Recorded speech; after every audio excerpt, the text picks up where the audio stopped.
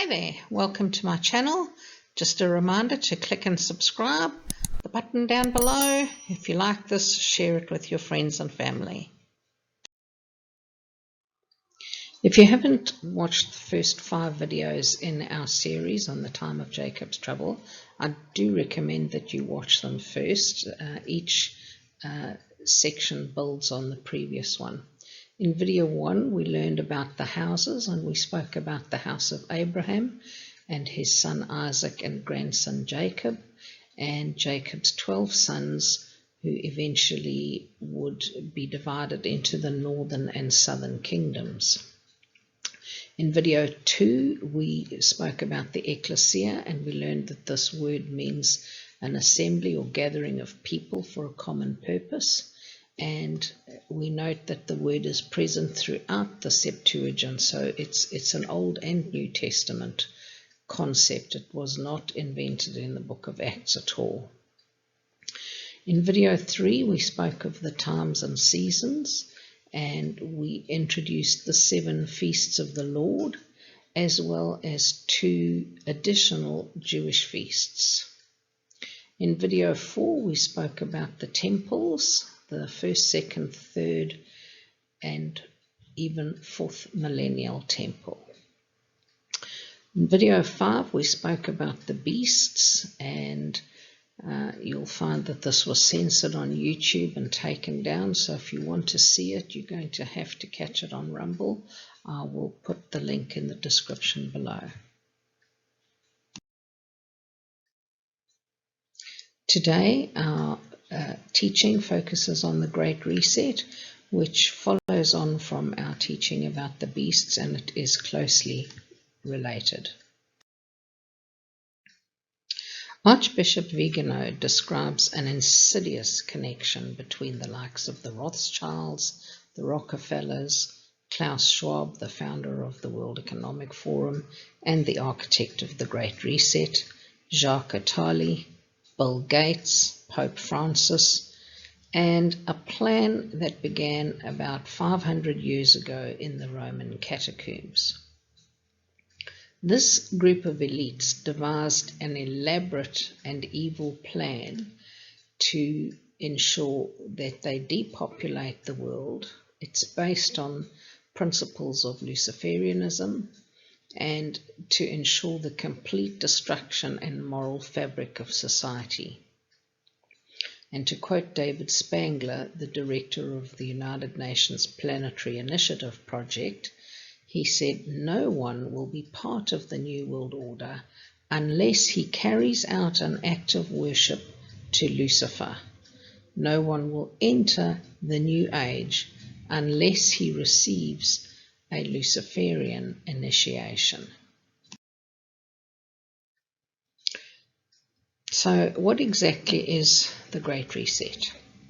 Well, in June 2020, a conclave under the direction of the World Economic Forum at the United Nations General Assembly announced that it was time for the Great Reset. Now, this was a global economic plan to reset capitalism in response to COVID. Well, reset to what, we may ask? The answer is socialism. This is not a conspiracy theory. It's actually laid out in black and white on the World Economic Forum website. They have this nifty little graphic that they put up. You can see variations of it. This one is in particular related to the global reset. I wonder how many of us have bothered to zoom in and look at the fine print on this graphic. Let's do that now. Objective number 1, harnessing the 4th Industrial Revolution. Number 2, strengthening regional development. Number 3, revitalizing global cooperation. All sounds very good and benevolent, doesn't it? Number 4, developing sustainable business models. Who doesn't want that? Number 5, restoring the health of the environment. Number 6, redesigning social contracts, skills, and jobs. What on earth is that? And finally, shaping the economic recovery. Now, if you look closely at that graphic, you'll have noticed that the background is set like a spider web, and I don't think this is accidental. I remember the words of Sir Walter Scott, "Oh, what a tangled web we weave, when first we practice to deceive." So let's have a look at some of the fine print on these objectives set out for the Great Reset. Firstly, they're looking at a digital economy. That should worry all of us. The ability for these guys to control money in and money out is at the very heart of end-time prophecy. Artificial intelligence and robotics, blockchain, drones, 5G. That's how they're going to manage all of this, with 5G. So how do we get the digital economy going? Well, obviously with a digital identity. This is what is going to enable one to buy and sell. The words of Revelation 13 come to mind, so that no one will be able to buy or sell, save we have the mark of this great and terrible beast. Internet governance, the ocean, development and finance, banking and capital markets. Do you see how this is connected to commerce and trade? Sustainable development, aviation, travel and tourism. We're already seeing how globally they're controlling travel and tourism. The future of health and healthcare. Well, how convenient is that to have a little pandemic to manage that? International trade and investment. Global governance. That's the control mechanism to govern us all. And COVID-19 management. Who's surprised about that? Biodiversity. Public finance and social protection. Cities and urbanization. Climate change. This is the next big one, I suspect, coming to a neighborhood near you. The control's all going to be based on climate change. They had their little trial run with COVID-19, and next comes the climate change control. Leadership in the fourth industrial revolution. You need to look no further than the World Economic Forum website to see the alumni of the WEF's graduates. They are scattered throughout governments globally, throughout commerce, throughout trade, throughout industry, and throughout the professions. Geoeconomics, the future of economic progress. Now we need to start connecting the dots. Global health connected to global governance, COVID-19, workforce and employment.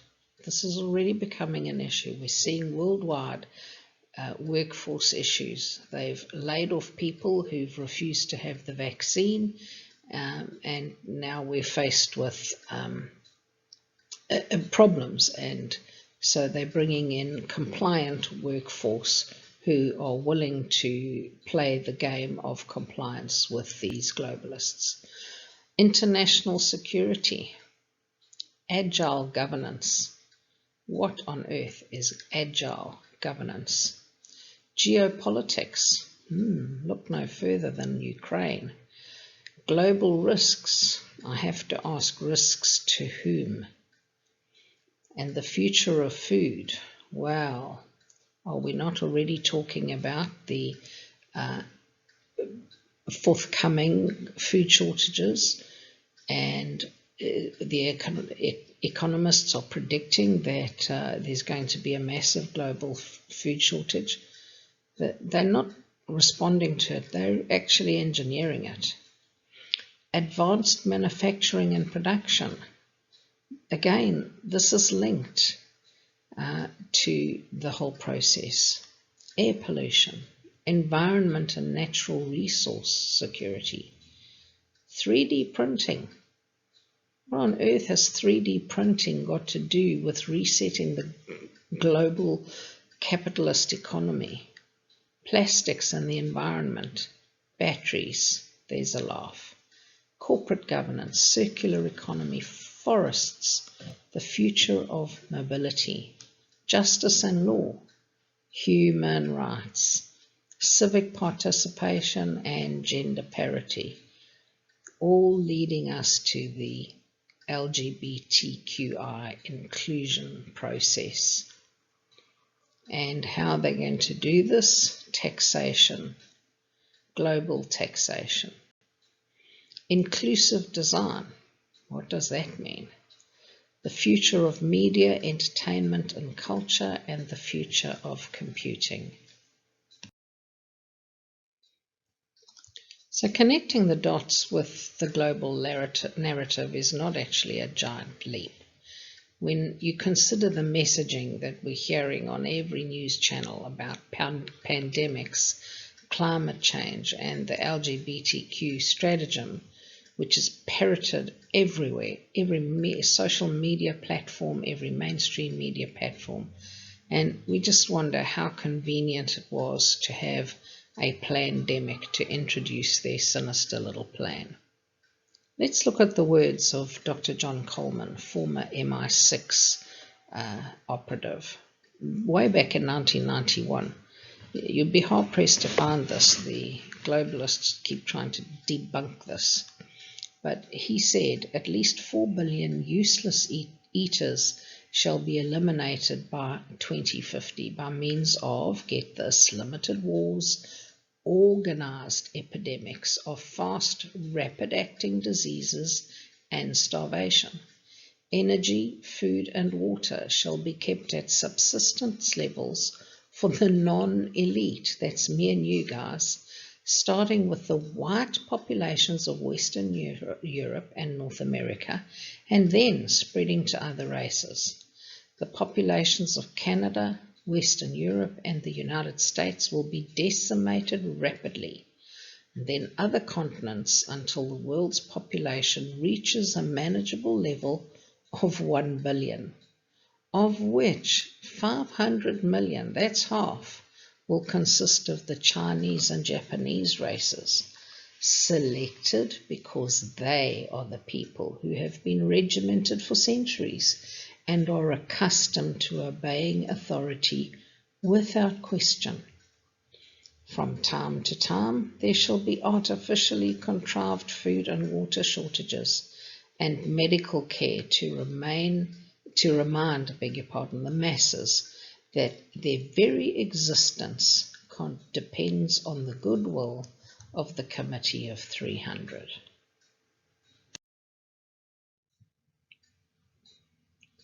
Have we not heard all the governments in the world singing the same Build Back Better song? You only have to watch any of the mainstream media broadcasts to hear the world leaders simultaneously suggesting that we build back better. And how do we do that? Easy, easy, easy. Global taxation coordination. That's the plan. And more importantly, the transfer of wealth from me and thee to them. Advance investment by governments to provide financial stimulus to the masses. Have we not all seen the governments of various Western nations offering little morsels of stimulus to people laid off in COVID pandemic? We've certainly seen this in America, in New Zealand, in Australia, and I think in other countries as well. So we have to ask, where is this money coming from that they're rolling out in stimulus packages for the economy? Well, the answer is really quite simple. They're borrowing it from me and you, and they're devaluing the currency and pocketing the change. And I want to tell you, it's trillions in change. They're not responding to the events. They are, in fact, orchestrating them. They're in control of it all. They're not responding to an impending global economic crash. They're planning it. Now, on the surface, this makes absolutely no sense. I mean, why on earth would they be doing this? But just remember that the plan is to transfer our wealth to them. So the plot is not so far-fetched after all. Let's take a step back in time and remind ourselves about Klaus Schwab's now infamous quote, "You'll own nothing and you'll be happy." And this is their Agenda 2030 plan. Although they've tried to walk it back and scrub it off the internet, it's out there if you care to look. The plan is simple, really. The idea is that we give up all our property rights and our rights to control every aspect of our lives, whether it be educating our children, our health decisions, everything, our commercial decisions, whether to trade, buy, sell, that will all lie in the control of these global elites. And their promise that they're dangling at the end of the carrot stick is that the government will take care of all our needs. And my friend, if you believe that, you have already fallen into the great delusion that social communism is going to be the world's savior. It is not. Consider the example of the trillions of dollars that have been sent in both military and foreign aid from countries across the globe. And have a close look and see if the country you come from is represented here. What I found interesting is that the countries exclude African nations. But what I found most interesting is this, the Vatican City.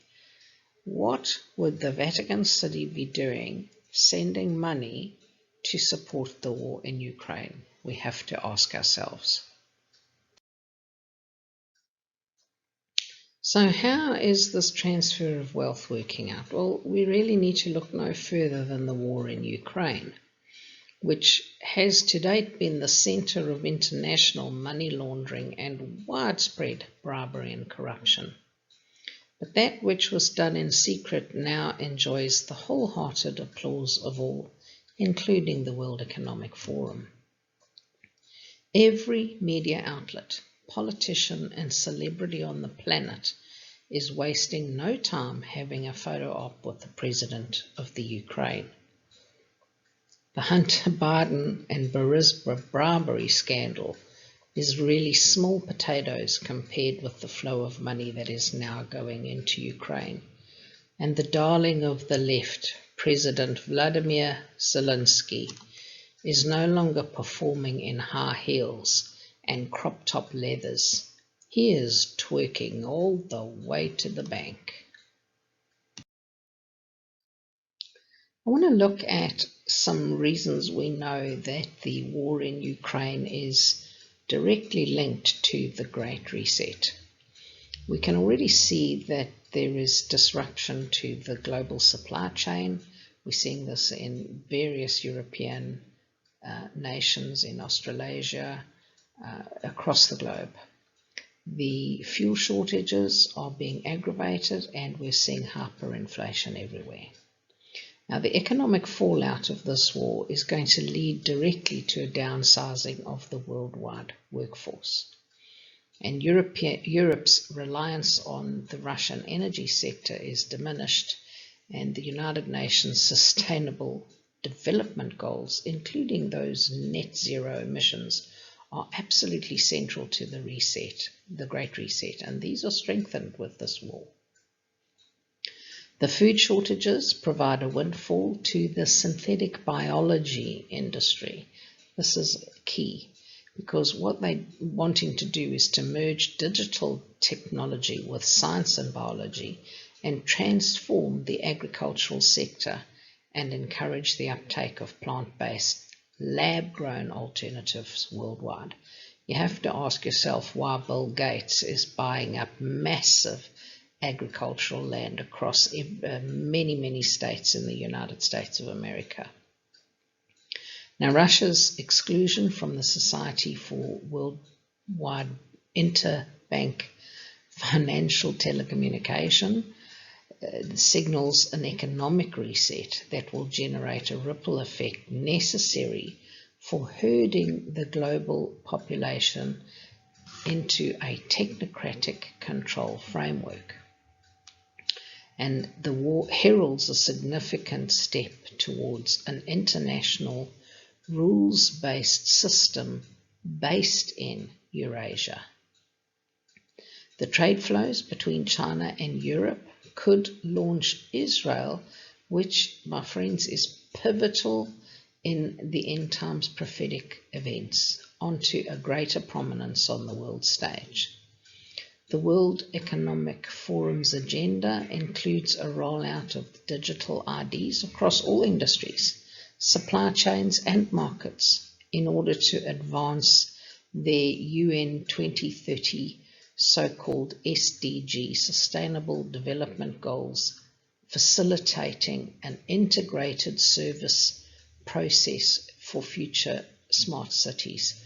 Look no further than NEOM, the city that is being proposed in Saudi. Now, Europe is now open to attack once a war between NATO and the China-Russia axis is afoot. And the economic implications of all of this will be catastrophic, prompting considerable injection from private capital to governments to address the financial shortfall. Let's consider another little anomaly, and that is the celebrity photo ops that has become a phenomenon in Ukraine.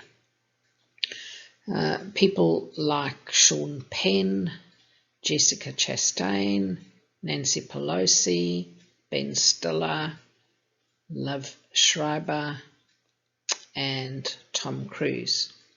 You have to wonder why it is that in the middle of a allegedly war-torn country, all of the politicians and Hollywood celebrities are dropping everything to pop over to Ukraine for a little photo op with Vladimir Zelensky.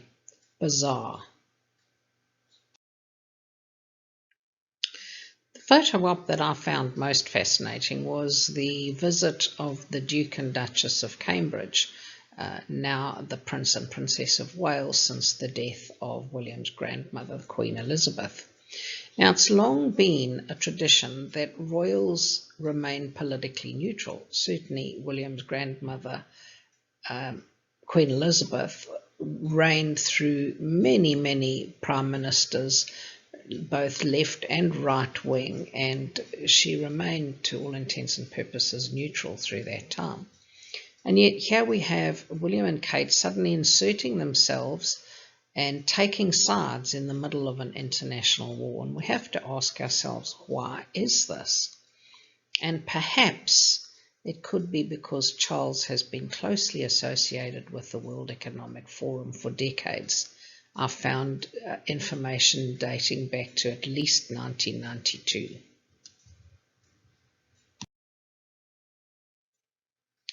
You can find this photograph on the World Economic Forum's website and Facebook page with a photograph of the President of Czechoslovakia, Klaus Schwab, and Prince Charles at the AGM in Davos in 1992. So his connections go way back.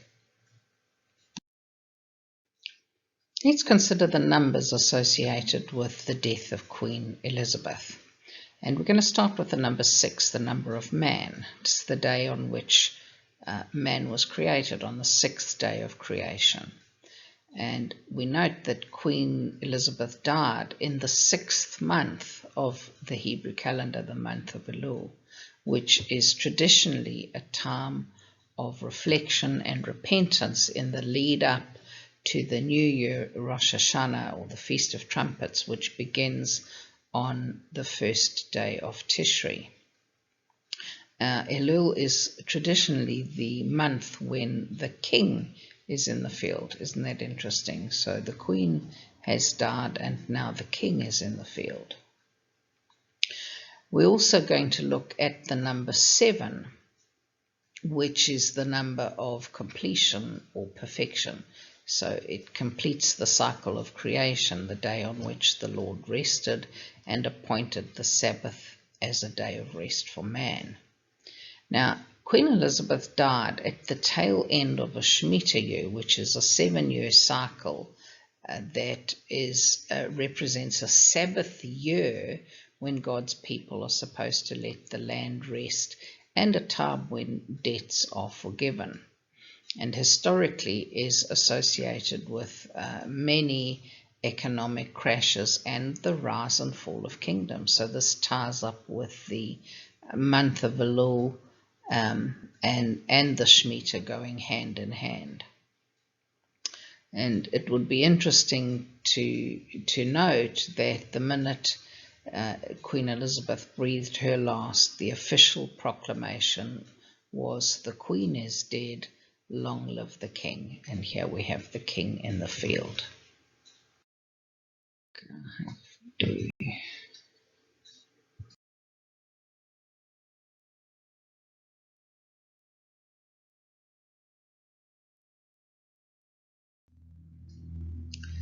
Consider also the number 96, the age Queen Elizabeth died. 96 is an interesting number. It is 16 times 6. Now 6 is the number of man, and 16 is twice 8, the number of new life. Very interesting number. And finally, 1948, the year that the Queen's firstborn son, Charles, was born, 1948. Why is this an important number? It is the year that Israel became a nation. It is the year that the fig tree blossomed, warning us that our summer was near. Again, go back to the teaching on the seasons to get more about this. Let's consider the date that Queen Elizabeth died, the 8th of September, which on the biblical calendar was Elul 12. But consider also the anniversaries that surround this. For instance, it is 25 years since the death of Princess Diana in the tragic car accident in Wales. So in other words, Queen Elizabeth died 8 days after the 25th anniversary of Princess Diana's death. It is also 21 years since 9/11, which also occurred in the month of Elul. So here we've got a further just a few days. And finally, we look at the fact that it all occurred on the biblical calendar within the month of September, which heralds the onset of the new year, Rosh Hashanah, which begins, as I'm recording this, on the 26th of September. In fact, began at sundown yesterday. But today heralds the first day of Rosh Hashanah. The modern Jews celebrate it over 2 days, but biblically it is the 1st of Tishri, which is today. So I'm going to look at the Tower of Globalism and see how closely this is linked to the Tower of Babel that Nimrod tried to build in order to gain global control of the area and rise and become as God. The American conservative has described Klaus Schwab as the sleepiest Antichrist and likened Jacob's Horn, which is the peak in the Rhaetian Alps overlooking Davos, Switzerland, with the mountain on which Satan led Jesus in the wilderness to tempt him with all the kingdoms on the earth. And you just got to look at the unholy triune alliance between Klaus Schwab, George Soros, and Bill Gates. These three individuals seek to rebuild Nimrod's Tower of Babel under their control. It's Mystery Babylon before our eyes. They are drunk on the souls of the saints and drunk with power and trade. We find in the book of Revelation a passage relating to Mystery Babylon, and you'll notice that the author John refers to the 7 heads and 7 mountains where this woman sits, this Mystery Babylon, the mother of prostitutes, the mother of idol worship and the abominations of the earth. You can read the full passage in Revelation chapter 17, verses 1 through 13. So this woman who rides the scarlet beast is an idolatrous prostitute. When the Bible speaks of a prostitute in spiritual terms, it means worshipping other gods, who sits on many waters, in other words, many nations. And she sits atop the beast of the sea, which is the Gentile nations. She gives homage to a false, blasphemous idol of trade and merchandising. She is exceedingly rich and bedecked with jewels. Now she represents the billionaire oligarchy who feed off the hard-earned dollars of ordinary man, and she tramples on the blood of believers. She is, in fact, the epitome of everything that is ungodly. Now, this is the key message that we have for the believers in Jesus in these last days, and it's an important message. It's one of the reasons that I feel so impassioned about the messages that I bring to you, and that is a warning that we are to come out of her, out of Babylon, out of Mystery Babylon, the place of idolatrous worship, and return to the worship of God. And the key thing that we need to look at while we need to do this is so that we do not receive of her plagues. And we don't need to say much more about that, but if you want to be exempt from the plagues that are arising out of this Babylonian idolatrous system, then you need, as a believer, to come out of her.